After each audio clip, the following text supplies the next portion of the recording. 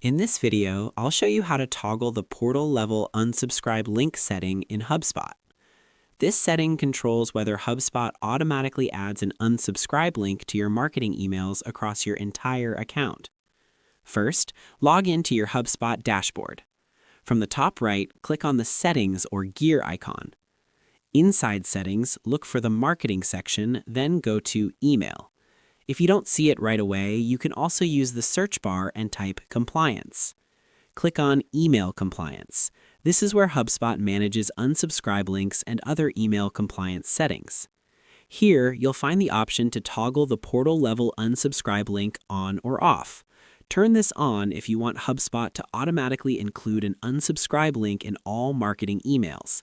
Turn it off only if you're managing unsubscribe links manually in your email templates. After making your change, don't forget to click Save. And that's it. You've successfully updated the portal level unsubscribe link setting in HubSpot. If this quick guide helped you, hit like and subscribe for more short HubSpot tutorials.